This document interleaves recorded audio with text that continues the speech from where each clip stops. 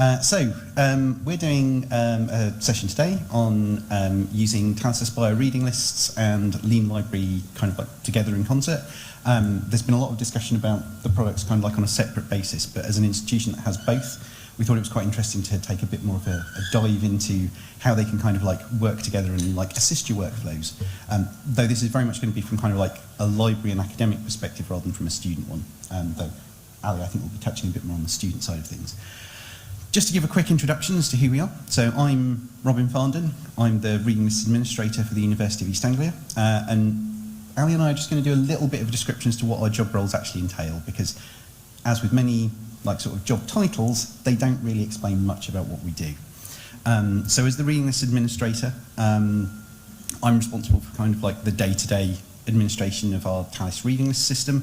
But that covers quite a broad range of things. So that's, you know, day-to-day tasks like running book metadata refresh, producing reports, providing information as it's needed, but there's also a heavy emphasis on training academic staff and supporting them with their queries. I also act as kind of like a point of student liaison for queries about reading lists, and we'll talk about our team structure a little bit more later on, but effectively I also act as kind of like a hub between several different teams, so our kind of our collections team that deal with most of our physical acquisitions and like a lot of the kind of like the list reviews process, our e-services team who are kind of like our real specialists when it comes to our e-journals and subscriptions and all of those kind of like complex access queries that you have, our academic librarians for their kind of like subject specialist knowledge, and then also looking outside the library to our learning technology team, because Talis sits very nicely alongside our virtual learning environment to, in fact, from our students' perspective, it's indistinguishable from our virtual learning environment thanks to the LTI integration. So all of that kind of like ties together and means that I kind of like both deal with a lot of queries directly, but also act as a triage point for those before they then go out to the rest of the university, trying not to annoy too many people in the process. And I'm Allison Carroll. Is that coming up okay? No. Hello? Hello. Do you want me to shuffle to one side? I'm just going to gate crash. Better?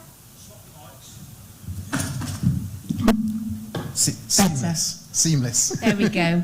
Perfect. So I'm Allison Carroll. I'm the services manager. My team oversee the purchase and subscriptions and delivery of our online resources, so our ebooks, databases, online journals, and that also includes the discovery of those as well. And we have a bit of a Frankenstein discovery system, really. We are using WorldCat Discovery, EBSCO Discovery Service, Ex Libris SFX for our link resolver, and then we have Lean Library as one of our discovery tools as well. So a real mixture, a bit of a juggling act, trying to keep all those in line. So to give you a little bit of context about UEA as an institution, we've got over 16,000 students studying at the UEA. We've got about 1,800 study spaces across the 6 floors of the library. It's quite a big building, but there are a lot of pressures on it, partly because we've got around 800,000 books and other physical resources competing for space. And as I'm sure you're all very aware, that kind of like balance between resource versus study space versus teaching space versus staff space versus other services needing space on campus all kind of like adds up to there being quite a lot of pressures on the building as a whole. Which feeds nicely into our ebooks collection. We have around 1 million ebooks available to us, which really does help on that front. We've had a digital first collections policy for quite some time now, which became suddenly particularly helpful and particularly important about March 2020 for some strange reason. And alongside that, we've got almost 140,000 journal subscriptions of some form or another. Plus we've got special collections and archives. UEA has a really excellent collection of special collections and archives, but it's not my subject area. It's not something I know that much about, so I'll let one of my colleagues talk about that in a future date. The other thing I'm also going to quickly add to this is we have completely failed at being a library technology presentation in 2023 because this talk contains no reference to ChatGPT. So I would like to apologise for that in advance. So we're going to have, before we get started about kind of like the synergies between Lean Library and Talis reading lists, I thought it was worth kind of like setting the scene as to how we've used those technologies and why they are important to us. So we've had Talis Aspire reading lists since 2015, which actually predates me at the university. So the kind of like the early history of Talis is kind of like lost to the archaeological record. It's not, but it wasn't done by me. But as a result of that, we got a batch of temps in to help with the list creation process, meaning that we could kind of like get over that initial hump of kind of like onboarding the concept of it at the institution. And that got us around 40% of our modules covered.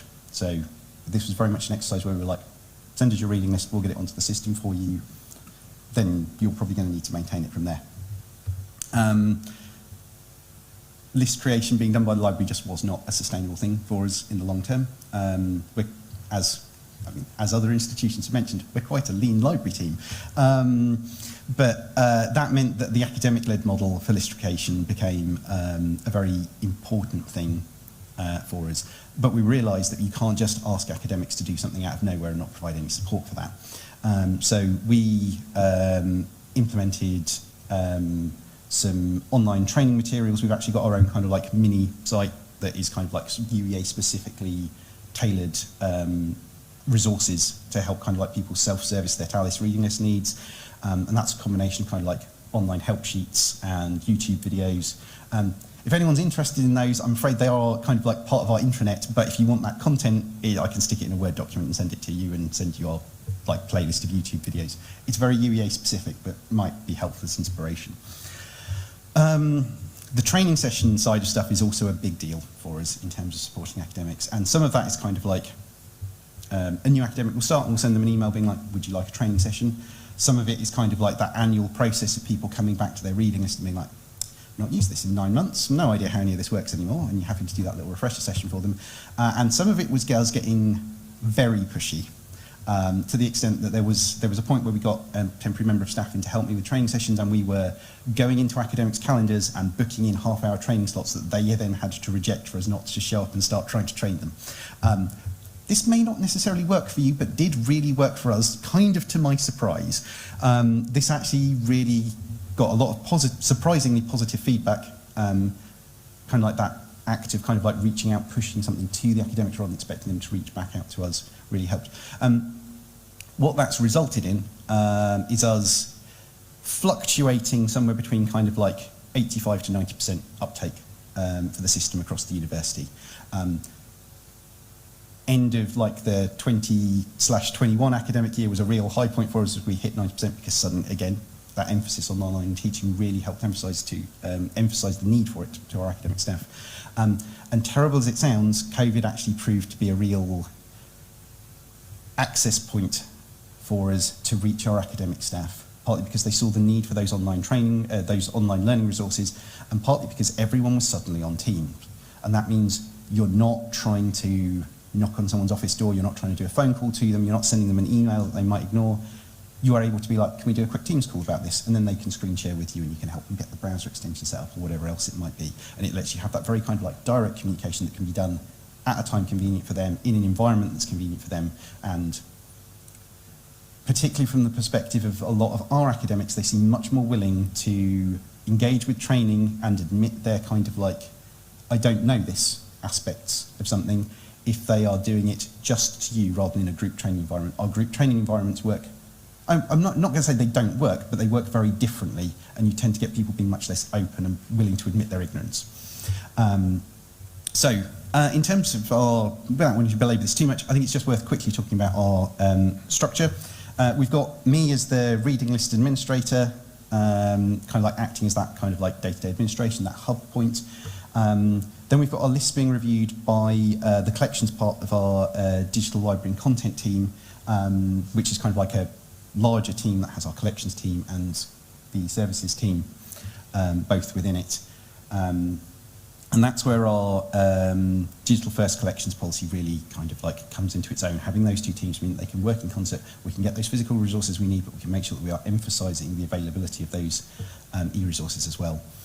And we've got our academic librarians available for kind of like those school, faculty, subject-specific queries, be that from a student perspective or from academics approaching us being like, this book went out of print 10 years ago and I need something to replace it. I can't field that question for them, but our academic librarians can because they've got a bit more kind of like in-depth knowledge. So I'm going to hand over to Ali at this point, as we're going to have a quick look at Lean Library at UEA, which has been a success. So we did start subscribing to Lean Library in 2018, and we had some real clear drivers for starting to use Lean to address three sort of main problems our users are experiencing. Because as we know, and as the Sage white paper illustrated, that 80% of the discovery is not happening within our discovery tools and with our catalogue searches. So the barriers that our users were coming against were invariably, where do I find the stuff? Whereabouts is it? What platforms is it on? When I get there, how do I know what I've got access to? And then how do I actually get that access? How do I get logged in? And the three main functions of Lean really address these problems for us. Once we implemented Lean, our user queries dropped right off, because most of our queries were around people asking why they can't get access to things we don't have access to anyway, and also the authentication route. The logging in was always a barrier to them. So the Lean Library tool, the main tool, has three parts to it: access, library access, alternatives, and assist. And behind library access, we are mostly using Easy Proxy as our authentication method. We find it's just the most effective way to get a waferless experience for our users using that as our main authentication method. Lean does support Shibboleth as well, but wherever possible, we are using Easy Proxy for our main authentication. Alternatives, sat behind that for us is our SFX library holdings. So our online holdings are reflected there. And Lean Library will actually do a checkup against our SFX holdings to see what we should have access to. So when the student actually gets to the platform, it should be obvious to them then they've been authenticated through Easy Proxy, and it'll flag to them that they've got the access. If for some reason we have got the access on a different platform, it can see that from our holdings, and it'll let them know, actually, we have got access to this, but it's elsewhere, and it'll take the user off to the other site where the access is held. Similarly, alternatives will work by looking for open access alternatives as well. So the user gets those options brought to them at that point if there is an option for open access available. And if for some reason we don't have any open access, we don't have any subscribed content, at that point our users get offered an interlibrary loan. So they can click on the interlibrary loan button and it populates, it'll take the metadata from that thing they're looking at, populate it into lending requests for us, and then they can go through that way. So that way they're not getting dead ends, they're not getting sort of dropped off somewhere and think, well, where do I go from here? The last resort is obviously the interlending, and it can come through to us as a request. For Library Assist, we've used this to give that extra point of need assistance. If a resource can't be authenticated by Easy Proxy, it can't be authenticated by Shibboleth, or there's something different they have to do, like they have to register to get access with their UEA email address, or they have to set up an account or go through a separate link. If they've just gone straight to the platform, they're never going to know that. That information is not to hand. So we then created assist messages that give them that additional guidance as well. So that completely enhanced the user experience for us, and as I said, our user queries dropped off quite significantly after implementing that. We also now do subscribe to the Lean Library Futures, and the bit that we're making most use of there, as well as all the additional integrations, is the onboarding tool as well. And similar to the assist, it brings in that point of need, additional guidance for our users. So when they go to something like Statista, and they hit that page, an additional onboarding document that our academic librarians have created appears on the screen for them, and they can then either get the additional guidance there or choose to dismiss it as well. So that's been a really great addition to our offering and our delivery. The chart at the bottom you can see is our graph of our take-up over years of our active users for Lean Library. And we now have about 4,000 active Lean Library users. And that's I would say that's quite a good use for extension, for a browser extension. But when you actually look at our total number of students, or 16,000 students, it seems like quite a small percentage. And this is a challenge that we have all the time, is just getting them to download it. Just do it, just download it. And as Sam said, if you hear the session beforehand, asking questions about the students, you know, she didn't download it immediately. It took a while for her to realise that actually it's something that's going to be useful to her. So it's getting that across to the users that it's going to be a useful tool for them to use. And that's an ongoing challenge that we have. So Ali and I are going to be kind of like alternating between this. It's a slightly unrehearsed in-person double act, so do bear with us if there's a little bit of stumbling as we transition. But you happy to take it from here? Yeah, absolutely. So even though we've covered how good it is for our users having the Lean Library tool, our staff are also making good use of it too. And particularly around the Talis list review, if our staff have the extension downloaded, it complements the other integrations they've got within Talis. So we do have the ebook information coming through into the Talis review screen. So we have the integration with ProQuest and Gobi, so you can see what ebook licenses are available and the pricing for that as well. But at the same time, if we've already got it and it can take that metadata from that screen, as you can see there from the pop-up in the top corner, that it'll let the staff member know we've already got this. So don't bother going to check where else we can get it. Don't bother checking the catalogue. It's there, you know that you've got it. And similarly, open access resources. If there's an open access resource alternative available, that will also pop up as part of Lean. So again, we know we haven't got to go and check another separate vendor's platform to check for pricing or anything like that as well. It just pulls it straight through. And it isn't to replace those checks. It's being treated to sort of complement it as well. So obviously, if the pop-up doesn't come up, to let them know we actually have that item already, they will obviously then go to the vendor's platforms if it's not already covered in the integrated information they have about the available ebook licenses within the Talis Review interface. And it's quite clever in that it doesn't just have to be within the Talis Review interface. If they then do go off to another vendor's or supplier's platform like Amazon or through Google Books, and sometimes the academics might actually bookmark from those pages. So when the team actually click on those links or go to those sites where the academic may have bookmarked it, again, Lean will helpfully pop up and actually say, well, we've already got this in stock, we've got access to this. So again, we know we haven't got to go through the whole rigmarole of going and searching on vendors' platforms as well. It has that bit of a shortcut for us as well.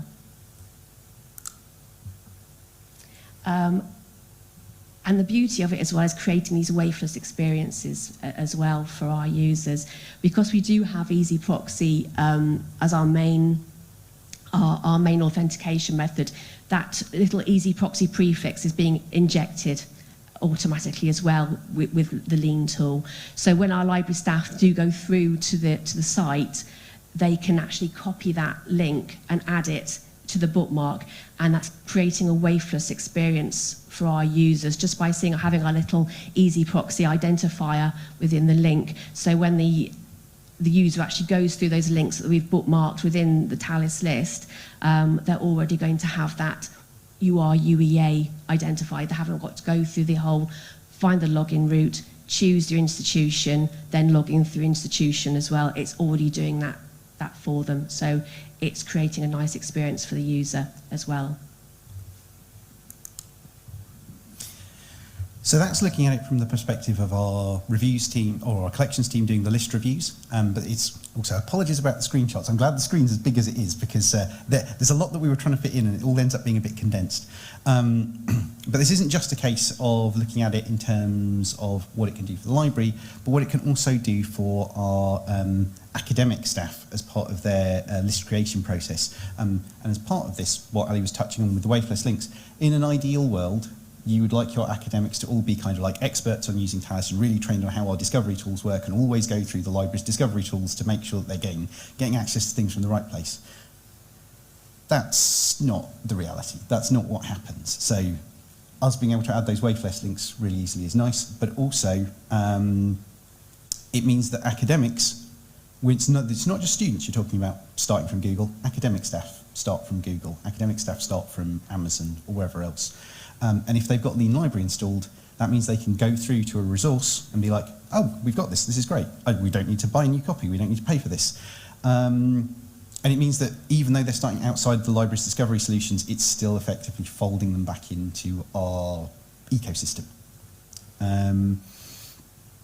It also provides academics with that same seamless login experience for students.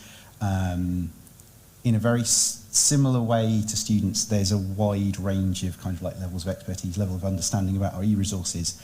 And someone may be a complete research genius who understands their field incredibly well, but that doesn't necessarily mean that they understand how the depths of single sign-in or shibboleth or anything else happens to work. So if what they can do is have this button pop up, they can click on it and they can be taken directly through to the resource, and because they've logged in, then when they're bookmarking that resource, it's capturing that waveless information, it's going through our preferred login routes at the point it's then being added to their reading list, which again alleviates some of that like sort of pressure on our team to kind of like edit everything. We'll check things, but it then means we don't have to go through and do an extra step to make things right. But as a big part of this, and something that's been touched on quite a lot over the course of these last 2 days, there is that aspect of kind of like both encouraging adoption and tech fatigue. Getting academics to start using a new system is always a challenge. And a lot of our marketing has been quite heavily focused towards students because obviously they're the people whose needs we're really trying to serve as a library. But our academics, our researchers, all of those are just as important. But reaching them requires some very different approaches. So the main approach that I'm taking is when I do a Talis training session with someone, it's a Talis training session, but also would you like to install the Lean browser plugin because it'll give you all these nice benefits. That doesn't always get met with a yes, but at least you've kind of like brought it up and it's kind of like then on their radar or something that they can potentially use and look into further. And as integrations between Talis and Lean start to get more in depth, then maybe we can start looking at things like Lean providing you with options for adding resources directly to a Talis reading list and things like that. So the more seamless, the more integrated that experience becomes, the more likely our academics are to use it because each barrier that gets removed improves the chances of someone adopting things. It's the same adage that you get with everything else on the internet. No one's going to scroll below the fold. No one's going to like sort of click onto the second page of the Google search results. No one's going to install another tool unless there's a really compelling need for them to do so. So if you can make that one tool rather than 2 or 3, all the better. And we're using Lean to improve access to our resources, but also to offer suggestions to things that we don't own as an institution. So that is looking at things like the open access alternatives or directing users to the ILL service. Ali's already touched on quite a lot of this in terms of the perspective of library staff. But again, from an academic, it means that they're not running into that dead end. They're not just being told, library doesn't have this. It also helps to highlight to academics, Lean's popped up and said that we don't have this in an ebook format, or we don't have this and do you need to do an interlibrary loan request. This is particularly good for journal articles where academics find things from all over the place and just assume that you've got it because you've got 140,000 journal subscriptions, why don't you have this one? That means that at that point they can see, the library doesn't have this, but I can do an interlibrary loan. Maybe that means I can also do a digitalisation of it. And again, because we've got the ability to do those EHES requests from the British Library, it again improves access to the resources we can do. The other big thing it does, and this is just mostly for the benefit of me rather than anything else, but it makes fixing broken links a doddle. I will get a broken link reported from Talis, and it used to be that I'd have to kind of like find out what was wrong. Is it a resource we have access to? What's going on? Is it just that someone's bookmarked something from EDS and kept the session information in there because they don't understand what the session information is perfectly reasonably? It means that I can go through, click on a resource in Talis, it pops up and it's like, we've got access to this here, and I can just copy and paste the link and drop it in and edit it, and the broken link's fixed within 30 seconds. That's a huge plus from my point of view, because you don't want to have broken links, but they're a reality of any reading list system, any kind of like learning technology system. Stuff changes where it is, and this makes it much easier to manage. The other thing we've been looking at, as Ali has mentioned, is the extensionless onboarding that Lean offer. And this extensionless onboarding actually works even if no one's ever heard of or touched Lean, because it's code that you inject into your web pages. We've got it in quite a few places within the library's own sites.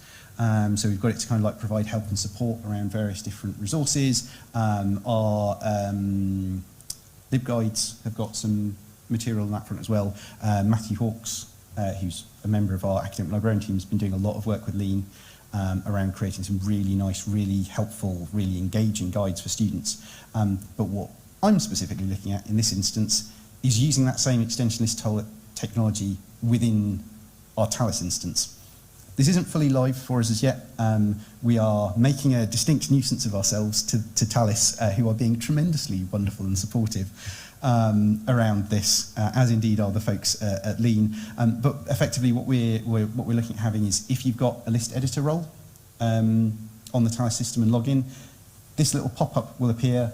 And what this is doing is it's directing people to our own internal help and support documents. It's making them aware that that exists. And it's also providing them with an easy way of getting in touch with the library, flagging up the fact that we do offer training and support.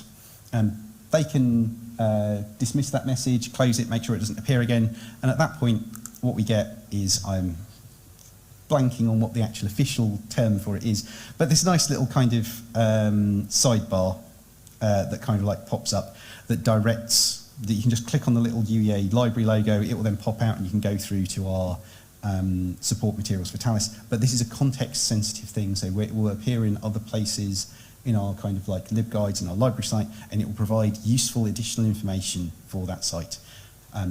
How visible that is a good question. It's definitely something where we need to help educate our users around it, but it means you can have that little bit of extra context, that little bit of extra content in a page that doesn't require, from, say, Talis's perspective, can you please stick a dozen extra links in and edit the CSS for this so it can kind of like sit on the side? No, of course they can't do that. But if we've got this extensionless onboarding, we just have a little kind of like pull out sidebar that's just like, here's this extra context and information.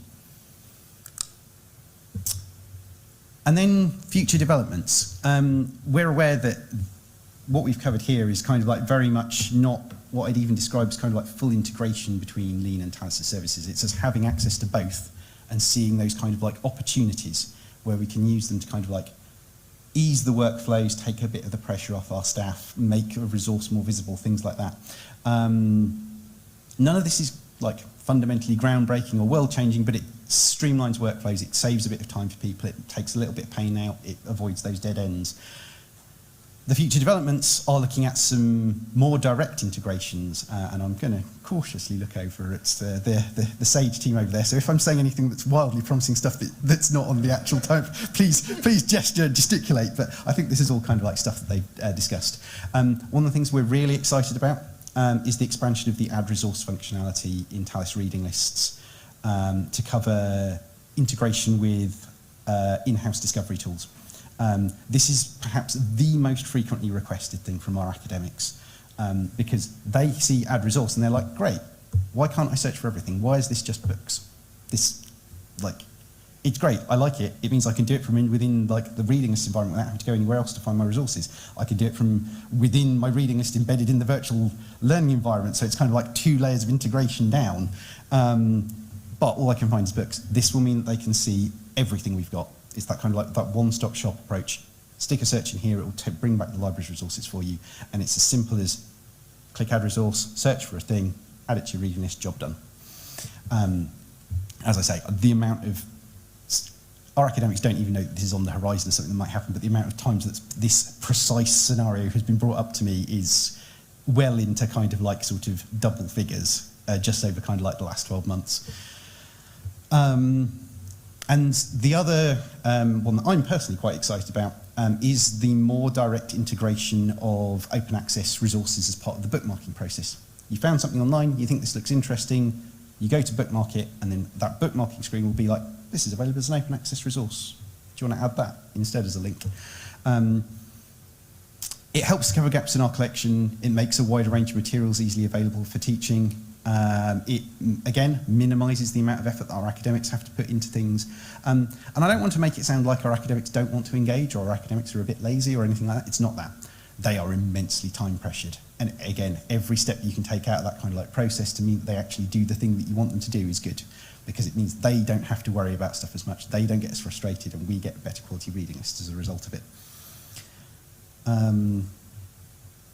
There's quite a few other things in the works from Talis, but I'm not going to, Talis and like Sage in general and Lean, but I don't want to kind of like go into things that may be happening immediately, may be wild speculation on my part.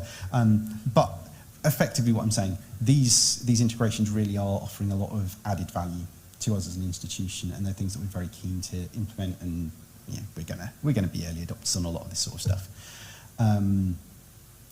So a little bit under our kind of like allocated runtime here, but that's most of what we've got to cover.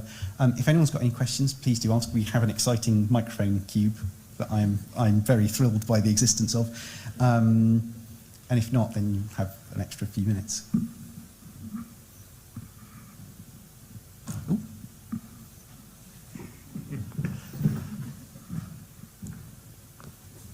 I mean, I did promise Robin I would ask a question yesterday, so I thought better.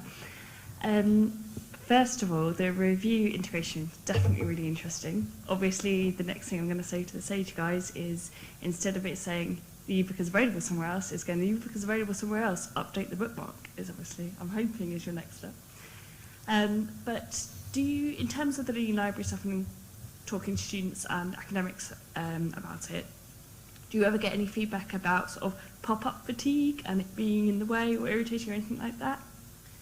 No, we don't tend to. That's something we were expecting, I have to admit. And one thing, to begin with, we did have it set up so that it would actually pop up to tell you you had access and you were on the site and you were already logged in, but you can actually choose as you install it not to have those unnecessary pop-ups. And we do now have that set as default, so that option doesn't come up. So by default, they only get the messages that are relevant to them. They don't get the confirmation messages unless they deliberately click on the icon and then it comes through. So no, we were braced for that, but it never actually came out. I was quite surprised. So no. So to me, hopefully we got the balance right. Having said that, whilst we don't really get much of it from academics and students, whilst we were doing our prep for this presentation, we were talking to our collections team, and one of them were like, oh yeah, I switched all the Lean Library functionality off because the pop-ups were really annoying. And then we like explained what was useful and what it was doing, and they were like, oh no, I'll switch that back on now. But yeah. Maybe talk to your library colleagues and make sure you're not annoying them too. Yeah.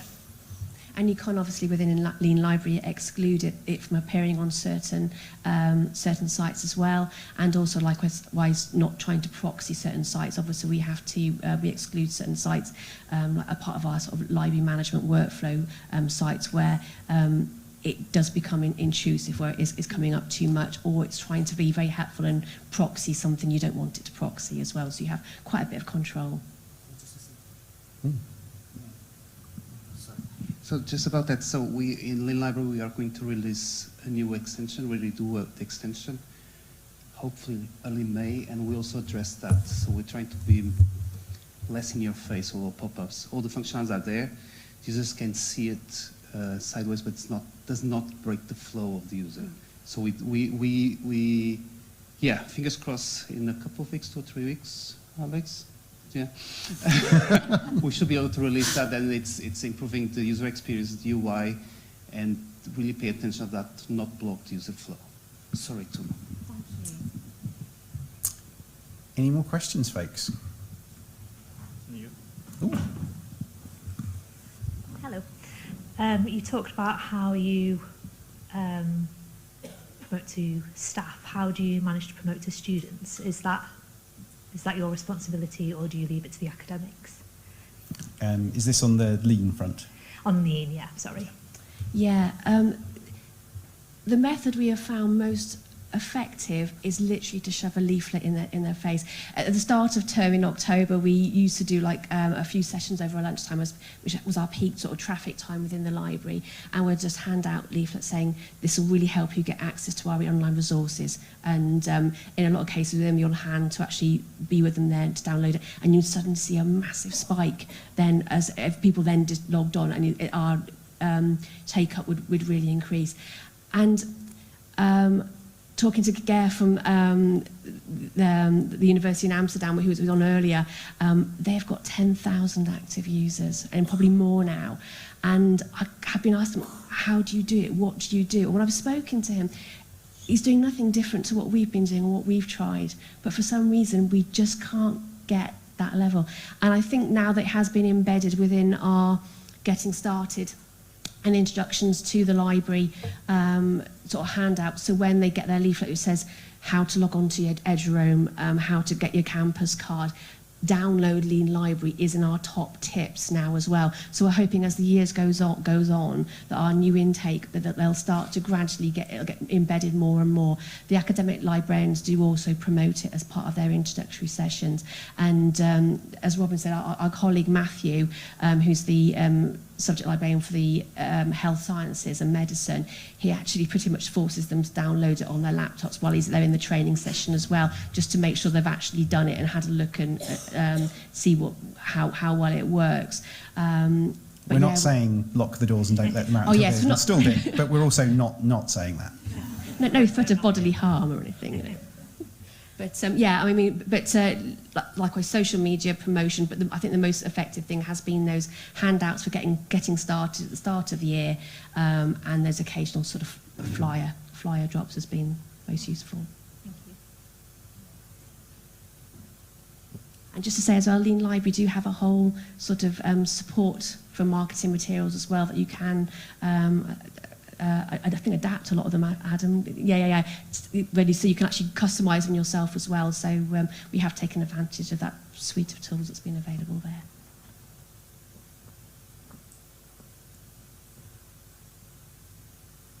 I think we might be done for questions then. Thank you very much, folks. Thank you.